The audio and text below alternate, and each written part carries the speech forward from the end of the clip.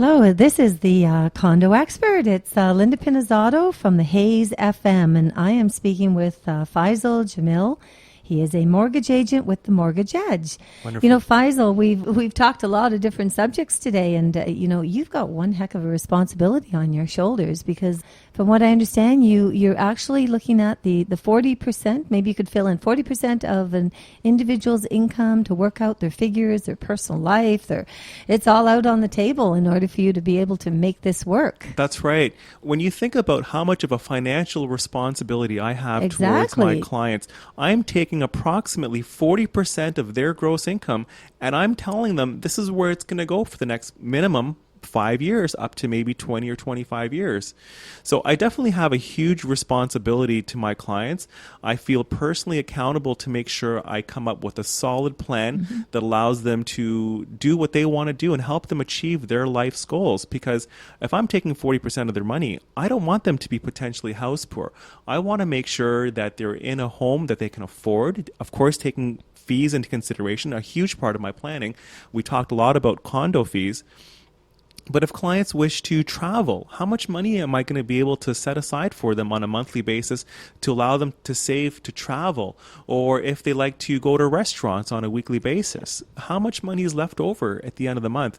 So we talked about the planning. I love to help my clients come up with a plan that says, here's how much money we can expect to go towards your mortgage. If we do some mortgage planning and we pay a little bit more towards the mortgage, if you do this, this, and this, we can take anywhere from 3 to 10 years off of your amortization.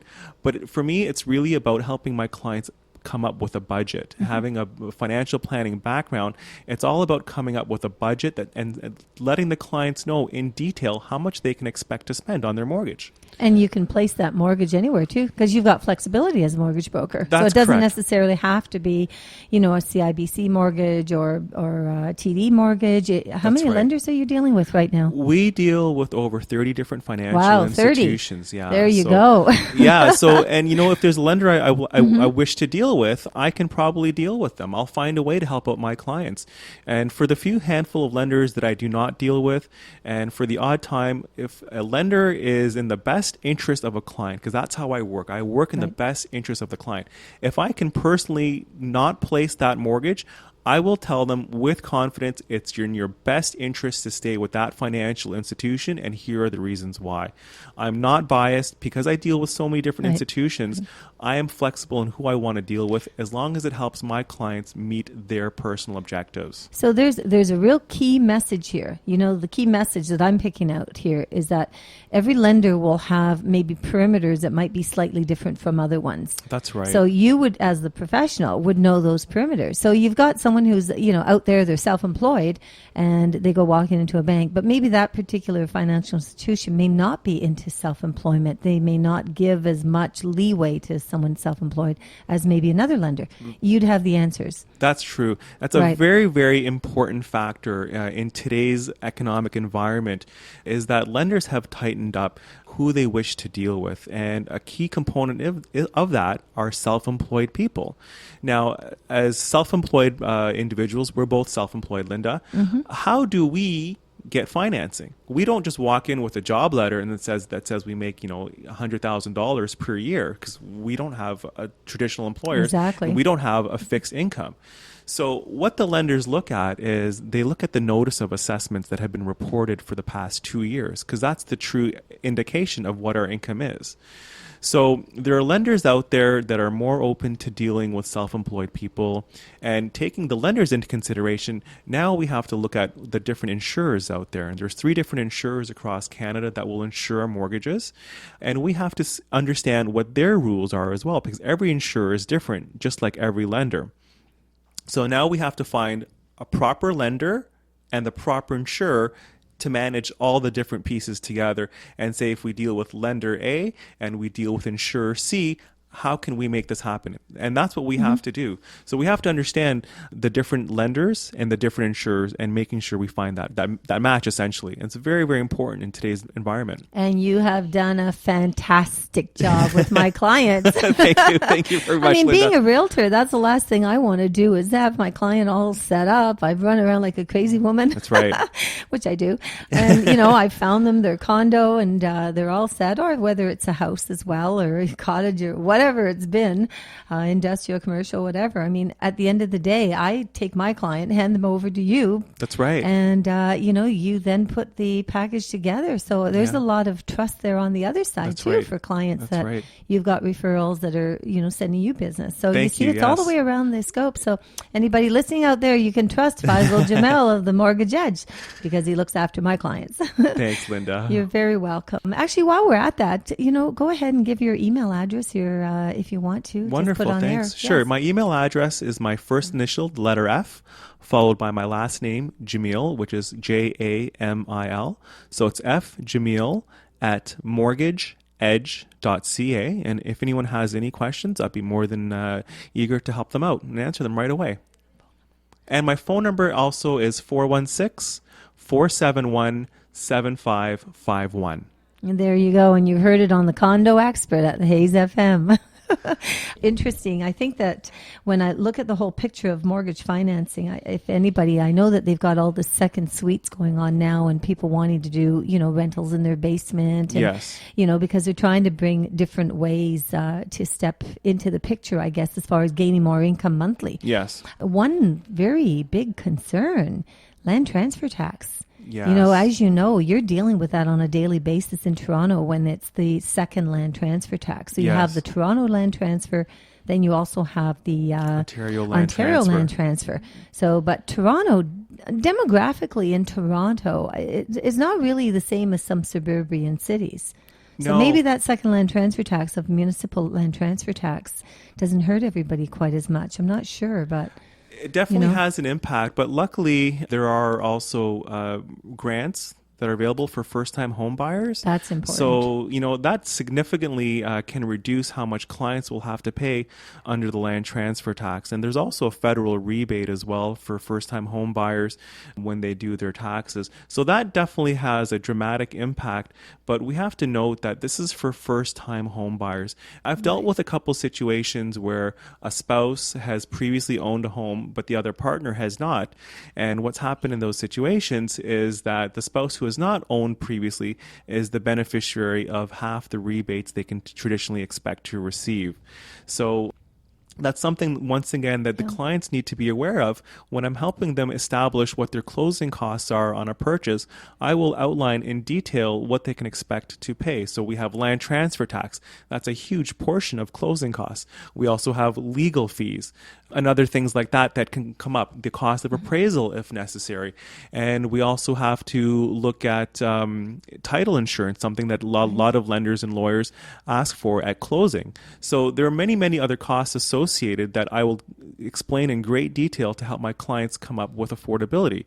Not only do we have to take down payment into consideration, minimum 5%, but we have to look at what the other closing costs will be. Linda, if you don't mind, I'm going to touch upon really quickly what first-time home buyers can require to get in today's market. Do we have some time for that? No, Okay. absolutely. Absolutely. So it's good for them to know. They have to know this is really important. There's been a lot of changes. A lot of my clients ask me, are the minimum down payment rules going up? Are there any changes in that manner? There can potentially be those changes. Those changes are not in effect right now. So I'm going to talk about what are today's requirements to get into a home. So number one, the minimum down payment is 5%. That hasn't changed. There may be changes up and coming from the federal government. We don't know. The second requirement for all lenders and insurers is they typically like to see minimum 1.5% of the purchase price in hand to cover closing costs. Realistically, the clients will need about 2%. But just to satisfy the lenders and the insurers, we need to make sure the clients have enough money to cover closing costs. So down payment is crucial. The other portion that the lenders like to look at is employment. So we have clients who are employees of companies, and then we have clients who are self-employed.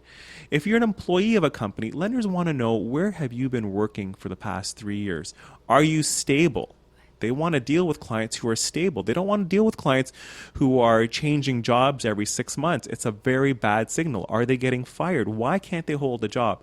They want to make sure that they're dealing with clients who will be able to maintain their financial commitments to that lender in a safe basis. Very quickly about people who are self-employed.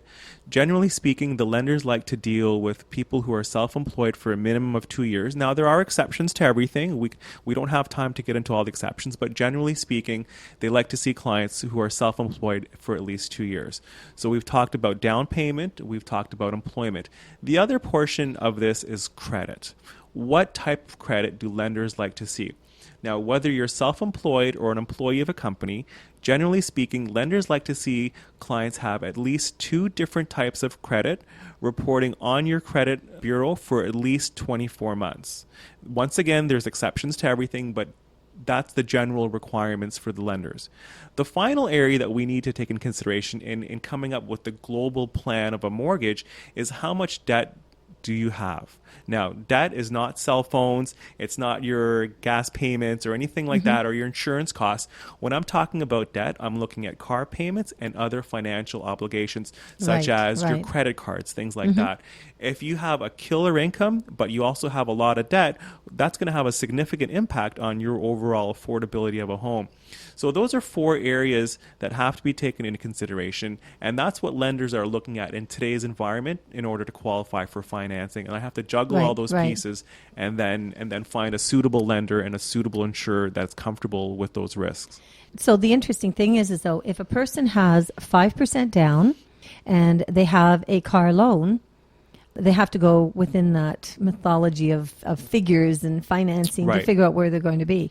If they had, say, 10 or 12% down, you could almost potentially take some of that money, pay off some of the car loan so they don't have, and almost to some degree consolidate things. That's right. Quite often clients ask me, before we've even started any planning, I haven't done anything. They're like, well, should I pay off this car loan? Yeah, exactly. I'm like, no, let's plan it out, because what if that car loan eats into of your 10% or 5% down? Right. And exactly. So you have to look at the whole. So it's like financial management. Take a look at the entire picture. Exactly. Yes. We have to come up with planning and a strategic plan that will allow them to get into that home. So we need all the mayors across the province of Ontario to put a halt immediately on the land transfer tax, which is what they're looking at right now. Dangerous. Wow. Very dangerous stuff. Because, I mean, we have it in Toronto.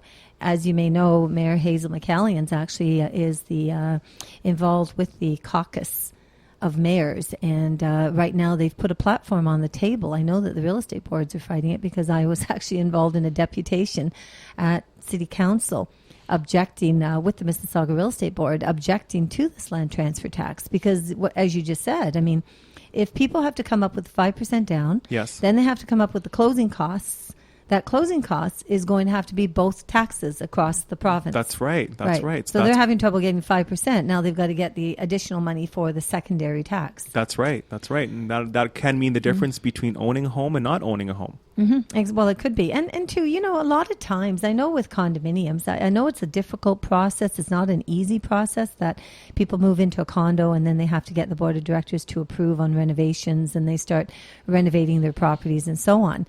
But in the world of buying and selling, people do renovations of some sort, regardless of whether it's a condo and house. That's right. So they stimulate the economy with jobs and purchases and you know, new things for their properties. If they're using every single penny between their down payment, their 2 land transfer taxes, not just 1. That's right. How are we going to keep jobs going and everything else? It definitely has an impact. All the way through. Yeah, and you know, if consumers aren't spending, they're not buying from the hardware stores, that means tax money isn't being generated. So there can be a huge impact in this potential land transfer tax that they're talking about in Mississauga. So we came up with a solution here today, Faisal. Let's hear it, Linda. Okay, solution. Here's the solution. If the board of directors do a good job, a proper job, they maintain the common elements of the building, the condo owners keep an eye on them, watch what you've invested in, not just your unit, keep an eye on what's going on. Stay involved. Stay involved. You got it. There's the big message. Stay involved. And while you're doing all this, chances of your maintenance fees will go up. They'll go up in accordance with increases. Exactly, utilities, inflation, and so on. That's right. right? Okay, but if they are in a percentage of a unit that's worth $250,000 and the maintenance fees is $650, $700 a month, something somewhere has gone wrong. That's right. So the values of the buildings are not creating sustainability. So here's a point. If the building isn't creating the sustainability and the value is not increasing, that means the tax dollar for your normal city taxes, because that's based on the way that the Municipal Property Assessment Corporation works with. Yes. The value is not going up with inflation. That's right. So we're not getting enough tax dollars, but it's not because we have to throw land transfer taxes out there. What we have to do is create sustainability in condominiums. That's right. That's right. Then the values of all real estate will keep going up. That'd be great. That'd be great. Linda, I have a question for you. How long have you been in the real estate industry? Oh, now. Sorry. I don't want to age you. I'm 35 euro. I like that. Actually, no, I'm honored to say it. You know, I've paid my dues. 33 years. That's I started fantastic. in 1979. I mean, heck, I started when I have to tell you, you'll laugh at this one. I mean, there was 31.75% interest rates out there. Yes. And if you wanted to get a GIC, you would then still get 21%, 21% interest Wow. rates. Yeah. Wow. And, you know, even through the times when we had the massive crash, I mean, God, like I remember doing deals in the trunk of my car with a Selectric typewriter. It drove me nuts because I had to use carbon paper. Yeah. And while those things are nice because at least I had backspace correction, unfortunately, I could only go through 3 copies and we didn't have photocopiers. So you had to get through 6 copies. It meant you had to type up the offer twice. Amazing how things have changed. Isn't it unbelievable? Yeah. And did we have computers? I'm sorry, what was that word again? Yeah. Computers. I mean, you know, nowadays it's completely different. But I read a book a long time ago. Love this book. Love it. Everybody should go out and read it. It's called The Secret. And the interesting part is there's another one as well. Actually, I like that one better. It's called The Present, that one. And what that book is, it talks about how you learn from the past. You go through life and you learn a lot of things from the past. And you bring that knowledge into the present, you know, depending what it is you want to do. Right. And then as you decide what you want for the future, you learn from the past, the things that you're dealing from the present, you bring into the future. And I love the whole concept of it because I think people need to be prepared and they need to stay awake and aware of everything. And they need to have objectives, you know, as they move Very forward. true. Have Very dreams true. and goals and Very important. and yeah, exactly. Be enthusiastic because there's so much happening out there. It's not just in the IT world. There's just so much happening. And, That's right. you know, with condominiums, I've learned from the past. And what I've been trying to, as the founder of the Condo Owners Association Ontario, and now we've got like 27 different divisions, streaming them around all the different cities in the province, is that we have to prepare for the future. You have to. So by doing that, you've got, if there's changes of the past that aren't working, change them today. Step forward, change them today. Make it a better place. And you know, Linda, you've been in the industry for such a long time. I'm sure you've seen some positive changes, and I'm sure you've seen many areas that need improvement. What can people do to get more involved? You've talked about Condo Owners Association. Maybe you can talk a little bit more about that. For all the owners out there that own condo units, to help make sure they stay involved. Tell us a little bit about this Condo Owners Association, please. You know, that's huge because you had said earlier about land transfer taxes and how people are going to be paying. They'll actually pay for title insurance when they buy a property. Right. What the Condo Owners Association, what we're trying to do is make it mandatory that every time a condo owner registers as a new condo owner or even the existing, make it mandatory that they actually register with the Condo Owners Association. Registration, okay. Registration, important, very important. We actually have free registration right now up until the end of March for anyone that's a condo owner. They must register. Must. Okay. That's it. The Condo Owners Association, I started in March of 2010 so that it could be the voice for condo owners. And it's no different from the teachers associations, you know, the associations for physicians and lawyers and engineers and so on, where they have a voice. I mean, if the teachers didn't have a voice a few months back with everything that was happening, who was going to fight on their behalf? That's right. So the Condo Owners Association, when I thought of the whole concept and the template to put this out there and register it with the provincial government, the idea behind it is because because I understood that so many condo owners are not paying attention to anything, and that there is, unscrupulous boards out there and property managers and even some service related contract trades, that condo owners are standalone. They're by themselves. They're by themselves. There's nothing they can do. Yeah. They have no one looking after them. None. That's right. So they needed someone or something. So the Condo Owners Association was started with the premises to represent condo owners across the province, advocate on behalf of condo owners, and to, I guess, implement a stronger sustainability, viability in the condominium world, so that everybody can benefit from it. And that would not just be condo owners, that would actually would be homeowners and the general public. Because if the condominiums are having a fallback on prices and problems, and if they run into situations like we talked about earlier where some buildings can't get financing, that could potentially be a domino effect on the economy and the prices of real estate out there. Definitely. That'll have a huge impact, and certainly for all the people who own a unit in that building. Imagine those people. That's right. Who's going to help protect them? So as a mortgage broker, think about it. Tomorrow, all of a sudden, if we get 9 different buildings that can't secure finance, and we're seeing a decline in value because of problems, and now those problems escalate and they end up elsewhere and so on, would we not have some kind of a decline in value, but because of problems, not because of a natural decline? Yeah, that makes sense. There's so many ramifications of one building not being able to get financing from a lender or the backing of an insurer. And if that spreads from the owners of that one building and it's managed by a similar building, the same type of management, it's just going to get worse and worse, and it can definitely escalate. And then all of a sudden people will not be interested in buying into that building.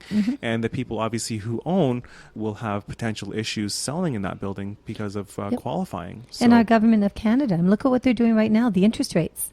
The That's interest right. rates are amazing. They're unbelievable. they're They historically shock me. low. They're not going to get any Absolutely. lower for sure. Some of the reasons with some of the changes last year were, I think to my understanding, the government was looking to curb back some of the market and how fast and furious it essentially was by limiting how much the insured mortgages can be amortized over by 25 years. So with the historic lows, there's been other consequences with that as well. And obviously first-time home buyers are having a slightly harder time qualifying. It essentially means that we have to look at finding something a little more affordable and within their budget, or maybe waiting a little bit longer. Absolutely. And that's the key thing, is to keep good value, make sure that we have strong sustainability in condominiums. Yes. Work with our government on those interest rates, because if we have a flow of real estate, we have a positive move forward transaction with mortgage insurances and mortgage rates, and people being able to purchase and consumer buying and so Very on and so important. on. I mean, Yes. we've got a very strong package right now. Yes. What we don't have is a good condo act. So, but that's a That's whole right. other ball of And wax. that's why you're here, and Linda. that's why I'm here and getting the word out there. And please stay tuned for the future on all the different types of topics out there that will actually help the condominium world and anything involved. With respect to where are we going. We've had a fantastic, thank you, Faisal. You've Thank been you amazing. so much, We had Linda. fun today. I did, and you know what? It's Yes. very informative. I hope I educated you some of the did. listeners out there, but I always find our conversations very, very meaningful. Linda, you are a true expert in your field, and I'm privileged to be able to work with you, and I have so much trust and confidence in the work that you do when you're dealing with your buyers and helping them find the right condo. And I will be calling you, of course. So it's Thanks, Faisal Jamal. And honestly, I feel the exact same, Faisal. I mean, Wonderful. one of the key things is trust. And, and I want, as we move forward with Condo Expert, I really want to see that people understand that they can trust the Hayes FM with this radio show, the Condo Expert. Wonderful. So you've listened to Faisal Jamal. He's the mortgage agent with Mortgage Edge. He can be reached at 416-471-7551. Excellent. And it was great. I hope you had enjoyed listening. It's Linda Pinizzato, the Condo Expert. Have a wonderful day. Thank you.